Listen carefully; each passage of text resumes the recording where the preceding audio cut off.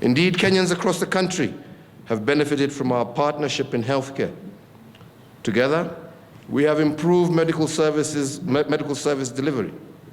Maternal deaths and infant mortality rates have fallen, proof that the joint free maternity program between the national and county government does work. The medical equipment scheme, in which nearly every county has played a part, has given Kenyans access to life-saving screenings for cancer and other diseases.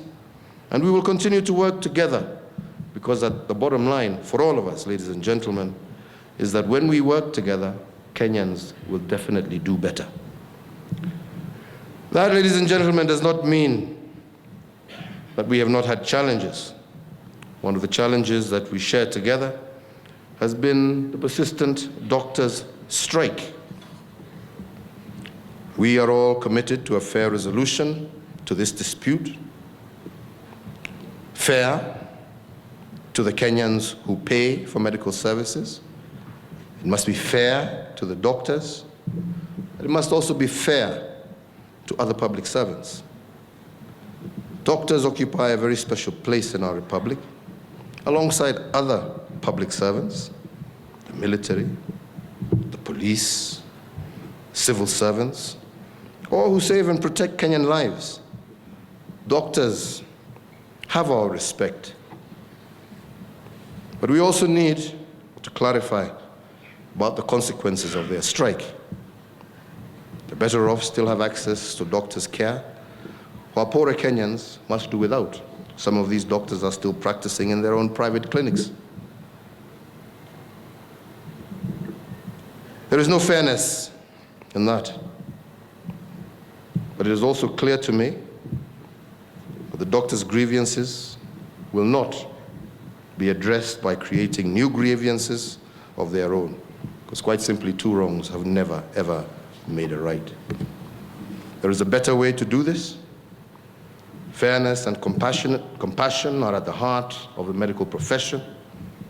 But other Kenyans also have legitimate concerns.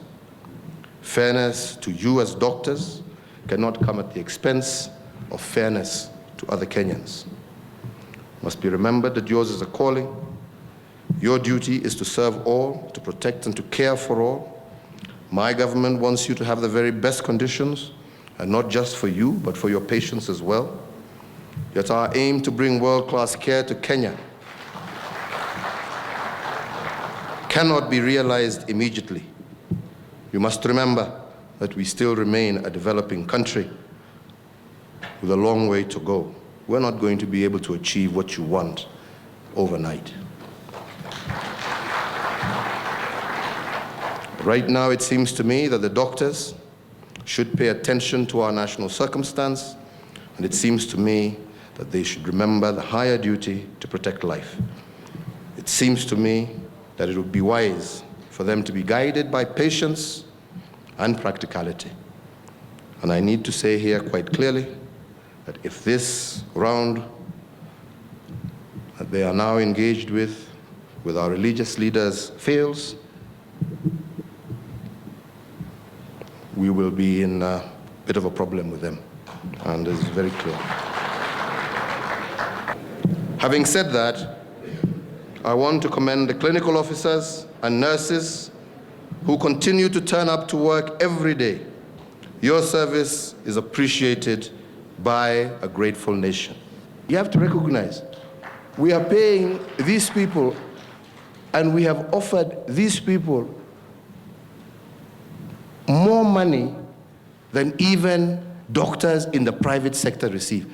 An intern today is being offered more money than a medical practitioner working at Nairobi Hospital, Aga Khan Hospital, Mata Hospital, and only for working 2 hours a day in a government hospital, and then they run to do private practice in their clinics.